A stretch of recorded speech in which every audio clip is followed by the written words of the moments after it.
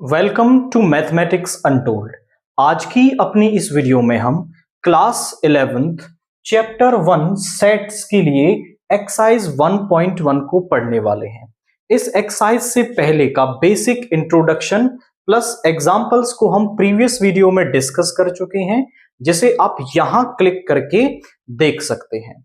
सबसे पहला क्वेश्चन हमसे क्या कह रहा है, Which of the following are sets? इनमें से कौन सा सेट है? Justify your answer, और अपने आंसर को आप जस्टिफाई भी करिए। तो हमने सेट की डेफिनेशन आपको बताई कि सेट क्या होता है, collection of well defined objects.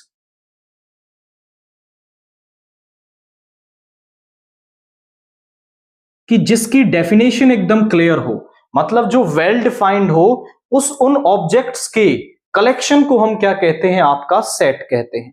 तो पहला पढ़ते हैं, the collection of all months of a year beginning with the letter J, यानी ईयर के वो मंथ्स जो जे लेटर से शुरू होते हैं आपके, तो आप उन्हें लिख सकते हैं डेफिनेटली। वो होंगे जनवरी, उसके बाद आपका आएगा जून, उसके बाद जुलाई एंड अगस्त, सितंबर, अक्टूबर, नवंबर, दिसंबर। इसके अलावा तो कोई और मंथ नहीं होता, यानी वेल डिफाइंड कलेक्शन है। So this is a set. अब आप इसे डिस्क्राइब कैसे करोगे? आप कहेंगे, आप मैं एक के लिए लिखना बता रहा हूं, आप सभी में वही स्टाइल कॉपी कर लेंगे। आप कैसे कहोगे? Collection of all months of a year beginning with letter J, beginning with the letter J is a well-defined collection, well-defined collection. Everyone can identify, everyone can identify which month belong to the set.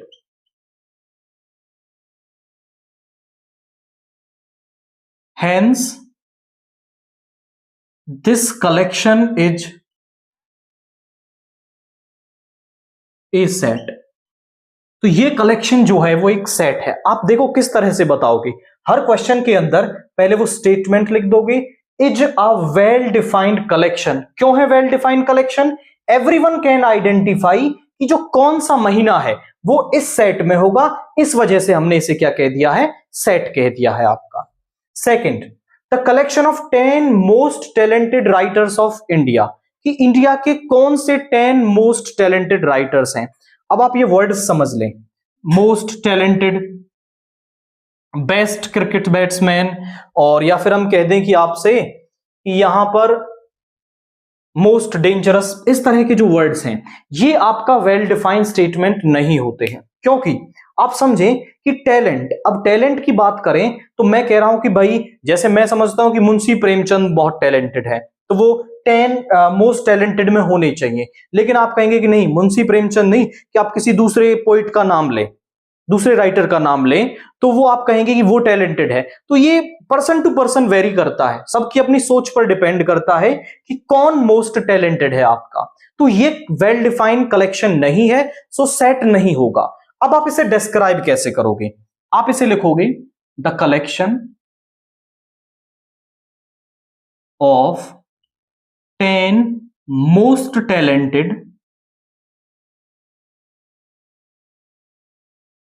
writers of India is not a well-defined collection because determining criteria of talent, criteria of talent. अब देखिए, कोई criteria तो है नहीं भाई। Criteria क्या होता? भाई क्राइटेरिया होता टैलेंट का, जैसे जिसमें सबसे ज्यादा लिखे, ऐसा कहता वो सबसे ज्यादा नोवेल्स लिखे, सबसे ज्यादा शॉर्ट स्टोरीज लिखी, तो हम बता पाते कि किसने सबसे ज्यादा लिखे। लेकिन टैलेंट का तो कोई क्राइटेरिया नहीं है, कोई कविताएं अच्छी लिखता है, कोई शॉर्ट स्टोरीज अच्छी लिखता है, तो ये तो डिपेंड नहीं करता। आप कहेंगे determining criteria of talent differ from person to person, कि ये पर्सन टू पर्सन ना चेंज होता रहता है, आपका हर आदमी के लिए अलग क्राइटेरिया होगा। So this collection is not a set.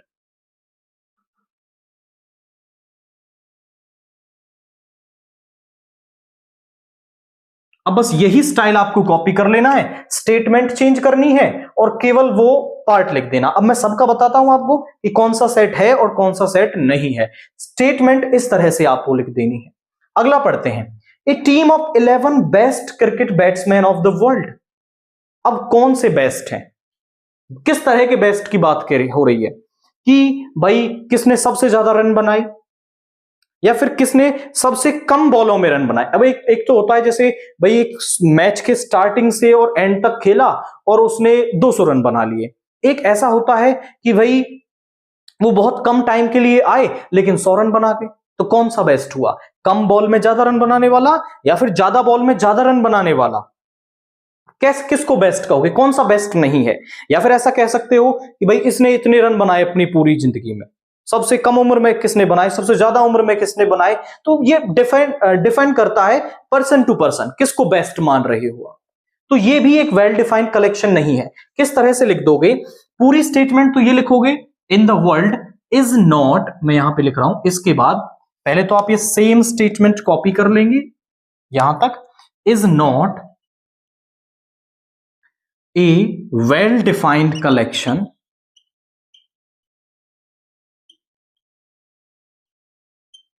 because determining criteria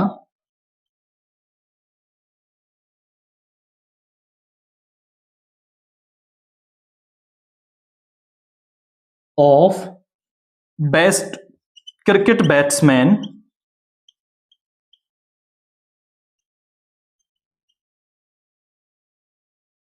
differ from person to person, same लिखना है, differ from person to person. So hence this collection is not a set. This collection is not a set. अब मैं केवल बोल के बताऊंगा, आगे आप लिख लेंगे। इसके बाद the collection of all boys in your class, कि आपकी क्लास में जो बॉयज हैं उन्हें आप इजीली आइडेंटिफाई कर सकते हो। आपकी क्लास में मान लो 30 बच्चे हैं, उनमें से 15 बॉयज हैं, 15 गर्ल्स हैं, तो आप सभी को आइडेंटिफाई कर सकते हो। मैं उन्हें मॉर्निंग असेंबली में खड़ा कर दूं तो वहां भी आप आइडेंटिफाई कर लो कि हमारी क्लास के बॉयज ये हैं। तो this is a well defined collection. तो हम यहां पे क्या लिखेंगे, आप लिखोगे the collection of all boys in our class is a well defined collection that everyone from our class can identify which boy belongs to our class। इस तरह से लिख करके hence this collection is a set, इस तरह से लिख देंगे hence this collection is a set। अब क्योंकि बार बार मैं वही बातें लिखूं, सेम ये स्टेटमेंट चेंज करनी है, everyone can identify which boy belongs to the class, which boy belongs to the set। तो इस तरह से लिख के, तो ये वेल डिफाइंड है, कलेक्शन इज अ सेट। अगला पढ़ते हैं, the collection of all natural number less then 100। Definitely हम लिख सकते हैं भाई 100 से छोटे नेचुरल नंबर्स, तो वो हो जाएंगे 1 2 3 अप टू 99 यहां पे आ जाएंगे। तो हर कोई इन्हें लिख सकता है। आप कहोगे collection of all natural numbers less than 100 is a well defined collection, everyone can identify which element belongs to the set, hence this collection is a set। तो ये जो कलेक्शन है वो आपका क्या है, एक सेट है। इसके बाद एक collection of novels written by writer Munshi Premchand. Munshi Premchand ji ने जो नोवेल्स लिखे हैं वो उनका कलेक्शन, तो डेफिनेटली ये एक सेट होगा, क्योंकि कितने नॉवेल्स लिखे हैं मुंशी प्रेमचंद जी ने अपनी लाइफ में, केवल 14 नॉवेल्स लिखे हैं। और बहुत सारी शॉर्ट स्टोरीज और लिखी हैं उन्होंने, बट नॉवेल्स जो है वो 14 लिखे हैं। तो क्या हम ये नहीं बता सकते? अब एक्चुअली हमारे माइंड में नहीं है तो हम इंटरनेट से देख करके निकाल तो सकते हैं, हमें पता चल जाएगा कि कौन से 14 नॉवेल्स हैं। तो यहां पर आप लिखोगे सेम तरीके से कि this is a well defined collection, hence this collection is a set. ये जो कलेक्शन है इज अ सेट। इसके बाद the collection of all even integers, सारे इवन इंटीजर्स हम लिख सकते हैं। हम लिख सकते हैं कि आपका यहां पे 0, 2, 4 एंड -2, -4 एंड सो ऑन। हालांकि जो ये सेट बनेगा वो एक इनफाइनाइट सेट बनेगा, बट वेल डिफाइंड तो है, सेट तो है, इनफाइनाइट चाहे हो सेट तो बन रहा है आपका। तो आप कहेंगे कि सेम तरीके से hence this collection is a set, this collection is a set. इसके बाद the collection of all questions in this chapter, similarly आप देख सकते हो भाई इस चैप्टर में कितने क्वेश्चंस हैं, लिमिटेड नंबर ऑफ क्वेश्चंस हैं, तो ये भी क्या होगा आपका, hence this collection is a set, this collection is a set. इसके बाद एक collection of most dangerous animal of the world. अब किसको डेंजरस कहोगे भाई, लोगों को अलग अलग तरीके से डेंजरस दिखता है। कुछ लोग हैं जो आपका शेर से डरते हैं, किसी को टाइगर से डर लगता है, कोई आप कह सकते हो बहुत से ऐसे लोग हैं जो छिपकली से डर जाते हैं, कॉकरोच से डर जाते हैं। तो उन्हें क्या कहोगे, वो कहेंगे कि हमारे लिए वो डेंजरस नहीं है, लेकिन उनके लिए वो डेंजरस हो रहा है ना। तो ये पर्सन टू पर्सन चेंज हो रहा है कि किसके लिए कौन डेंजरस है। कोई कॉकरोच से डर रहा है, बहुत से ऐसे लोग चींटी से भी डर जाते हैं। तो यहां पर आप कहेंगे कि सेम तरीके से collection of most dangerous animal of the world is not a well-defined collection because determining criteria of dangerousness differ from person to person, so this collection is not a set, so this collection is not a set। तो ये जो collection है आपका वो set नहीं होगा। जो criteria है वो आप जो लाइंस है वो यहां से कॉपी कर लेंगे, केवल चेंजेस कर देने हैं उसके अंदर। तो आपने समझा कि कौन सा जो कलेक्शन है वो सेट होता है और कौन सा सेट नहीं होता है। जहां पर आपका वेल डिफाइंड है, आपके माइंड में वो बन रहा है कि है, तो वो आपका वेल डिफाइंड कलेक्शन सेट है, अदरवाइज वो सेट वहां पर नहीं होगा। नाउ क्वेश्चन 2 देखिए, let A is equal to, ये हमें एक सेट दे रखा है, insert the appropriate symbol this और this in the blank spaces. अब देखिए ये दो सिंबल्स हमें दे रखे हैं, this one and this one. इसका मतलब क्या है, बिलोंग्स टू। इस सिंबल को हम कहते हैं belongs to, and this symbol is does not belongs to. इसका मतलब क्या है, बिलोंग्स टू मतलब वहां है, डज नॉट बिलोंग्स टू मतलब वहां पर नहीं है। जैसे मैं 1 के लिए लिखता हूं, मैं यहां लिख सकता हूं 1 बिलोंग्स टू ए। मतलब क्या है कि जो 1 है वो आपका ए में है। इसका मतलब होता है कि ये एलिमेंट इस वाले सेट के अंदर प्रेजेंट है। जैसे मैं लिख सकता हूं 6 बिलोंग्स टू ए, इन सभी के लिए ये लिखा जा सकता है। अब जैसे किसके लिए नहीं लिख सकता, मैं यहां पे कहता हूं -1 डज नॉट बिलोंग्स टू ए, कि -1 जो है वो इस ए सेट में आपका नहीं है। तो इन दोनों सिंबल्स का मतलब ये होता है। अब यहां पर आप समझें कि कौन से वाला पार्ट इनमें है। आप समझो कि भाई 1 अब किस किस में लिख सकते हो, 5 क्या ए के अंदर है, बिल्कुल है, लिख सकते हैं। 8 क्या ए के अंदर है, तो नहीं है, डज नॉट बिलोंग्स टू। 0 ए के अंदर है, नहीं है।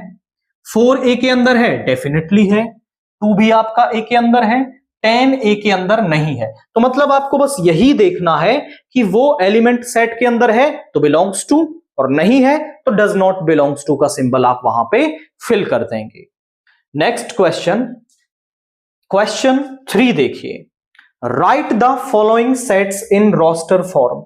ये हमें सेट्स दे रखे हैं और हमें इन सेट्स को क्या करना है, रोस्टर फॉर्म में लिखना है। अब रोस्टर फॉर्म मतलब हमें एलिमेंट्स को डायरेक्टली सेट के अंदर लिख देना है।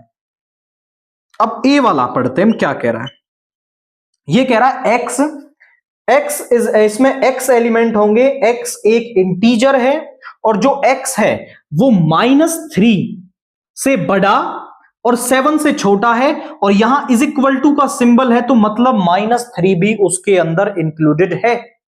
तो आप देखिए -3 पर इज इक्वल टू का सिंबल, तो -3 भी उसमें आ जाएगा। अब -3 से बड़ा क्या होगा? -3 से बड़ा होगा माइनस का 2 इंटीजर, उससे बड़ा होगा माइनस का 1, उसके बाद होगा 0, 1, 2, 3, 4, 5 और 6। आप बोले सर आपने 7 नहीं लिखा जबकि -3 लिख दिया, तो यहां -3 पर इज इक्वल टू का सिंबल है, दैट्स वाई मैंने उसे यहां पर लिख दिया। और 7 पर नहीं है तो 7 से छोटे वाले हमें लेने हैं, तो 6 तक आपके यहां पर आ जाएंगे। सेकेंड वाला पार्ट है x is a natural number less than 6, मतलब 6 से छोटे नेचुरल नंबर। अभी हमारे माइंड में है कि नेचुरल नंबर कौन से होते हैं, तो 6 से छोटे नेचुरल नंबर 1, 2, 3, 4, 5, 6 से छोटे नेचुरल नंबर ये हो गए हमारे। थर्ड वाला क्या कह रहा है? x is a 2-digit natural number such that sum of its digit is 8। अब 2-digit number, 2-digit natural number कहां से शुरू होते हैं? 2-digit नेचुरल नंबर शुरू होते हैं 10 से, क्योंकि 9 तो आपका 1 डिजिट होता है और एंड कहां पे हो जाते हैं? 99 पे। हमें इनमें से वो 2-digit नंबर लिखने हैं जिनका सम 8 आ रहा है आपका। तो ध्यान से देखें, शुरू करते हैं सीरीज से। 1 0 इन दोनों का जोड़ना है। जैसे 11 आएगा तो 1 + 1 2 आ रहा है, 8 नहीं आ रहा, ये नहीं आएगा इसमें। तो कौन सा आएगा सबसे पहला? 17, क्योंकि 1 + 7 करोगे तो आपका क्या आ जाएगा? 8 आ जाएगा। इसके बाद अगला नंबर क्या होगा? वो होगा 26, उसके बाद होगा 35, उसके बाद होगा 44 एंड इसके बाद होगा 53, उसके बाद 62, 71 एंड इसके बाद 80 भी, उसके बाद कोई नहीं आएगा। क्योंकि ध्यान से देखो 8 + 0 भी क्या हो जाएगा? 8 हो जाएगा। तो उनका सम 8 आना चाहिए, 2-digit नंबर होना चाहिए, नेचुरल नंबर होना चाहिए, वो सब इसके अंदर आ गए हैं। इसके बाद फोर्थ वाला, x is a prime number which is a divisor of 60। Prime number कौन से होते हैं? वो नंबर जो आपका केवल 1 और अपने आप से डिवाइड होते हैं। तो ऐसे नंबर्स कौन है? ऐसे नंबर्स जैसे 2 है, 3 है, 5 है, 7 है, 11 है, 13। अब हमें वो प्राइम नंबर लिखने हैं जो 60 को डिवाइड कर देते हैं। अब आप ध्यान से देखें कौन से होंगे। अब आप ना ऐसा कर लो, 60 के फैक्टराइजेशन कर लो आसान समझने के लिए। 2 से 30, 2 से 15, 3 से 5 और 5 से 1। कौन कौन से आ रहे हैं इसमें? ध्यान से देखो, यहां पे आ रहा है 2, 3 एंड 5। ये वो प्राइम नंबर्स होंगे जो 60 के डिवाइजर्स होंगे, क्योंकि हमने इसका प्राइम फैक्टराइजेशन कर लिया। अब जो इसके प्राइम फैक्टराइजेशन में आ रहे हैं वो इसके डिवाइजर्स यहां पे होंगे। इसके बाद हमसे वो कह रहा है कि the set of all letters in the word trigonometry. Trigonometry में जो वर्ड्स आ रहे हैं उनका हमें क्या बनाना है? एक सेट बनाना है। तो यहां पर आप समझें कि सभी लेटर्स आ जाएंगे, बस जो लेटर्स 2 बार आ रहे हैं उन्हें आपको 1 बार लिखना है, क्योंकि सेट के अंदर लेटर्स रिपीट नहीं होते आपका। तो टी आ जाएगा, आर आ जाएगा, आई, जी, ओ, एन। अब देखिए ओ नहीं आएगा क्योंकि हम पहले लिख चुके हैं। एम, ई पहले नहीं लिखा। टी हम पहले लिख चुके हैं, ये नहीं आएगा। आर पहले लिख चुके हैं, ये भी नहीं आएगा। वाई। अब ध्यान से देखें तो 2 एलिमेंट्स हमने इसमें नहीं लिखे हैं क्योंकि वो रिपीट हो चुके हैं पहले। टी लिख दिया, आर लिख दिया, आई, जी, ओ, एन। देखो ट्रिगोन सारे अलग लेटर्स हैं। ओ फिर से आया, वो नहीं लिखा। एम वो नहीं लिखा हमने। ई सॉरी लिखा है, ई लिखा है। और आर फिर से आया, सॉरी टी आया फिर से, तो वो हमने नहीं लिखा। और जो आर है वो भी फिर से आया है, तो वो हमने नहीं लिखा क्योंकि यहां पहले आ चुका है आर। तो 3 लेटर्स इसमें से नहीं लिखे, वो हमारे पास आ गए। एफ सिमिलरली बेटर वर्ड में कौन कौन से आ रहे हैं? तो यहां पे बी है, ई है, टी। देखिए दोबारा आ गया, नहीं लिखोगे, एक बार लिखोगे। फिर से ई आ गया, ये भी नहीं लिखोगे। और R, ये हमारे पास क्या आ गया, वो लेटर्स आ गए roster form. Roster form elements को डायरेक्टली सेट के अंदर लिख देना इज रोस्टर फॉर्म। तो सेट को पढ़ना है एंड एलिमेंट्स डायरेक्टली सेट के अंदर लिख देने हैं। नाउ क्वेश्चन 4 देखिए, write the following sets in the set builder form. अब सेट बिल्डर फॉर्म कौन सी है कि जहां पर हम सेट को in the form of statement लिखते हैं। स्टेटमेंट में लिखना है, मतलब हमें इस सेट को समझना है कि किस तरह से हो रहा है और फिर उसे in the form of statement लिख देना है। आप पहला पॉइंट माइंड में क्लियर करें कि इस क्वेश्चन के लिए जो आंसर्स हैं वो सभी के अलग अलग हो सकते हैं। मे बी आपकी बुक में आंसर कुछ और हो सकता है, हम जो सेट बनाएंगे वो कुछ और हो सकता है, आपके टीचर ने जो पढ़ाया वो सेट कुछ और हो सकता है, और आप जो खुद बना रहे हैं वो सेट कुछ और हो सकता है, क्योंकि इनको कई कई तरीके से लिख दिया जाता है। जैसे हम पहले वाला पढ़ते हैं, वो कह रहा है 3, 6, 9, 12। मतलब आप समझें कि यहां पर जो एलिमेंट है, जो पहला है वो 3 into 1 है, ये 3 into 2 है, ये 3 into 3 है और ये 3 into 4 है।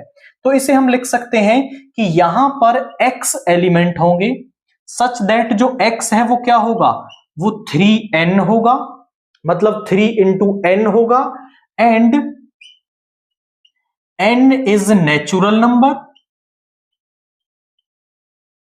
n is natural number, n is natural number less than 5, less than 5, या फिर मैं कहूं लेस देन और इक्वल टू, लेस देन और इक्वल टू 5, लेस देन और इक्वल टू 4। अब आप समझो मैंने क्या लिखा है, x is equal to 3n, n is a natural number less than और इक्वल टू 4, मतलब 4 भी और उससे छोटे नेचुरल नंबर। अब 4 भी है और उससे छोटे नेचुरल नंबर, यानी कि ये हो गए। पहले n की जगह 1 रखोगे तो 3 आ जाएगा, n के जगह 2 रखोगे तो 6 आ जाएगा, n के प्लेस पर 3 रखोगे 9, 4 रखोगे 12, यानी ये सेट बिल्डर फॉर्म में कन्वर्ट हो गया। और किस तरीके से लिख सकते हैं भाई, इसको मैं लिख सकता हूं x such that x is equal to 3n। जो n है वो आपका नेचुरल नंबर से होगा, n belongs to natural number, and इसी बात को आप क्या लिख सकते हो, n is less than equal to 4। जो n है वो आपका लेस देन इक्वल टू 4 होगा, ऐसे बता सकते हो। उसके बाद आप ऐसे कर सकते हो, x such that x is equal to 3n and n belongs to natural number, and आपका जो n है वो किससे छोटा है, 5 से छोटा है, 5 से छोटा, 5 से छोटा 4 तक आएंगे, यही सेट बन जाएगा। इसी को in the form of statement लिख सकते हो कि n is a natural number less than 5, तब एक और स्टेटमेंट बन गई। एक और तरीके से लिख सकते हो, x is equal to 3n, n belongs to natural number, and जो n है वो कहां से है, 1 से और 4 तक। हमने कह दिया कि n जो है वो नेचुरल नंबर है और 1 से, ये आपकी बुक का आंसर है, दिस वन जो ये आंसर है ये आपकी बुक में दे रखा है। तो n जो है वो 1 से बड़ा और 4 से छोटा है, ऐसा लिख दो। तो कितने सारे तरीके से लिखा जा सकता है। तो मतलब आप जो सेट बना रहे हैं वो जरूरी नहीं है गलत है, उसको एक बार अपने टीचर से कंफर्म करवाएं, वो सही हो सकता है। पैटर्न क्या कह रहा है हमसे कि यहां पर 2 की पावर 1 कर लो, ये 2 की पावर 2 हो जाएगा, ये 2 की पावर 3 हो जाएगा, 2 की पावर 4, 2 की पावर 5, यानी जो अब पैटर्न बन रहा है वो 2 की पावर्स में बन गया। हमने गलती से उस सेट को थोड़ा अलग लिख दिया जो कोई रिलेट ही नहीं कर रहा था। ये क्वेश्चन है 2, 4, 8, 16, 32, तो हमने आइडेंटिफाई कर लिया ये 2 की पावर 1, ये 2 की पावर 2, ये 2 की पावर 3, ये 2 की पावर 4, ये 2 की पावर 5 है, यानी कि यहां पर x एलिमेंट होंगे सच दैट जो x है वो किस फॉर्म का होगा, वो 2 की पावर n फॉर्म का होगा। अब n के बारे में बताएंगे, n जो है वो नेचुरल नंबर होगा, एंड n इज, आप ऐसा लिख सकते हो, लेस देन इक्वल टू 5। जो n है वो 5 और उससे छोटे नेचुरल नंबर, यानी 1, 2, 3, 4, 5, या फिर ऐसे लिख सकते हो x such that x is equal to 2 की power n, n belongs to n, and जो n है वो कहां से होगा, 1 से और 5 तक होगा, ऐसे लिख सकते हो। या फिर स्टेटमेंट की फॉर्म में लिख सकते हो n is a natural number less than और इक्वल टू 5, या फिर less than equal to 6, less than 6, कई तरीके से लिखा जा सकता है, तो ऐसे कर सकते हो। यहां सेम तरीके से थर्ड वाले में करोगे 5 की पावर 1, 5 की पावर 2, 5 की पावर 3, 5 की पावर 4। यहां पे आप लिख दो कि भाई इसमें x एलिमेंट होंगे सच दैट जो x है वो 5 की पावर n टाइप का होगा। n है वो नेचुरल नंबर से बिलोंग करेगा, एंड n के बारे में भी बताना पड़ेगा कि जो n है वो 1 से और 4 तक होगा आपका, इस तरीके से। फोर्थ वाले को देखते हैं तो 2, 4, 6 और चलते ही जा रहा है। कैसे लिख सकते हैं भाई? 2 इंटू 1, 2 इंटू 2, 2 इंटू 3, अगला होगा 8, यानी 2 की टेबल आ रही है। तो आप यहां पे लिख सकते हो x एलिमेंट होंगे such that x is equal to 2n, और जो n है वो नेचुरल नंबर से बिलोंग करेगा। बस इतना लिख दो। अब क्योंकि n पर हमें कोई लिमिट नहीं बतानी, क्योंकि वो तो इनफाइनाइट सेट बन रहा है, तो यहां पर इस तरीके से आप इसे लिख सकते हैं। इस वाले को देखिए, तो इस वाले में हम देखें तो ये 1 का स्क्वायर, ये 2 का स्क्वायर, ये 3 का स्क्वायर और ये 10 का स्क्वायर, यानी कि नेचुरल नंबर का स्क्वायर हो रहा है। तो आप लिखेंगे कि इस वाले सेट में x एलिमेंट होंगे सच दैट कि जो x है वो n स्क्वायर टाइप का एलिमेंट होगा। मतलब जो x है वो n का स्क्वायर होगा, और जो n है वो हमें कहां से लेना है? नेचुरल नंबर से। पहला नेचुरल नंबर लेंगे 1, दूसरा लेंगे 2, तीसरा लेंगे 9, एंड इस तरीके से। अब खत्म हो रहा है सेट, तो हमें n की लिमिट भी बतानी पड़ेगी। तो हम कहेंगे एंड जो n है वो कहां से कहां तक है? वो 1 से और 10 तक है आपका। या फिर इतना भी लिख सकते हो n is less than equal to 10, या फिर लेस देन 11 लिख सकते हो। बहुत सारे तरीके हैं, तो इस तरह से आप इसे सेट बिल्डर फॉर्म में लिख सकते हैं। नाउ क्वेश्चन 5 देखिए, list all the elements of the following set. ये जो सेट हमें दे रखे हैं इन सभी के एलिमेंट को लिस्ट करना है, मतलब इन एलिमेंट्स को रोस्टर फॉर्म में लिख देना है। तो क्या क्या एलिमेंट यहां पे आएंगे? पहले वाला क्या कह रहा है हमसे? x is N odd natural number. x जो है वो एक ऑड नेचुरल नंबर है। ऑड नेचुरल नंबर जो 2 से डिविजिबल नहीं होते। 2 से डिविजिबल वो इवन, जो नहीं होते वो ऑड। तो 1, 3, 5, 7, एंड ये चलता ही रहेगा, क्योंकि जो ऑड नेचुरल नंबर्स हैं वो तो चलते रहेंगे। तो इस तरह से आप सेट बना दोगे। बी कह रहा है x इज एन इंटीजर, इनके बीच में। अब आपसे मैं कहूं कि भाई आप -4 और -2 के बीच में इंटीजर बताओ, तो वो है -3। आप बता दोगे इजीली, लेकिन इनके बीच में कैसे बताओगे? तो उसके लिए तरीका है कि 1/2 यानी माइनस का 0.5 और ये है 4.5। माइनस के 0.5 से बड़ा और 4.5 से छोटा इंटीजर आपको बताना है, कौन सा होगा। तो 0.5 से बड़ा इंटीजर क्या है? 0 है। उससे बड़ा 1, 2, 3, 4। 4.5 से छोटा 4, इससे अगला आएगा 5, जो इससे बड़ा हो जाएगा तो वो इसमें नहीं आएगा। सी वाला कह रहा है x such that x is N integer, की x एक इंटीजर लेना है, वो इंटीजर जिसमें x स्क्वायर जो है वो आपका लेस देन 4 आए। तो आप यहां पे समझें कि मैं पहले रखता हूं इंटीजर 0, तो 0 का स्क्वायर जो है वो लेस देन 4 होता है, सेटिस्फाई हो रहा है। 1 लेंगे तो 1 भी हो जाएगा, 2 लेंगे तो 2 भी हो जाएगा, क्योंकि 2 का स्क्वायर होगा 4 is less than equal to 4, equal to का सिंबल है तो बराबर हो जाएंगे। लेकिन 3 लेंगे वो नहीं होगा। सिमिलरली माइनस का 1 और माइनस का 2 ये आपके यहां पर हो जाएंगे इसके अंदर। ये इंटीजर्स इस कंडीशन को सेटिस्फाई करेंगे। इसके बाद फोर्थ वाला है x is an letter in the word loyal. इस लॉयल वर्ड में आपके जो लेटर्स हैं उनका सेट हमें बनाना है। तो यहां पे आप समझें कौन कौन से इसके अंदर आ जाएंगे। L आ जाएगा, O आ जाएगा, Y आ जाएगा और यहां पे A आ जाएगा। अब देखिए L फिर से आ गया है तो एक ही बार उसको लिखना है, दोनों बार हम एलिमेंट्स को रिपीट नहीं करते हैं सेट के अंदर, तो L दोबारा नहीं आएगा, बस इस तरह से लिख दोगे। इसके बाद अगला है E। x is such that x is in month of the year not having 31 days, मतलब उसमें 31 डेज नहीं होने चाहिए, उसके अलावा कितने भी हो सब लिख देने हैं। अब कैसे पता लगाते हैं वैसे, जनवरी में तो 31 होते हैं, फेब में नहीं होते, मार्च अप्रैल, फेब और अप्रैल में नहीं होते, फरवरी में नहीं होते, अप्रैल में नहीं होते, फेब में 28 या 29 होते, लेकिन 31 नहीं होते तो होगा जनवरी, फेब, मार्च, अप्रैल। मई में नहीं होते, मई में होते हैं जून, जून आ जाएगा इसमें, जुलाई, अगस्त, सितंबर आ जाएगा इसमें,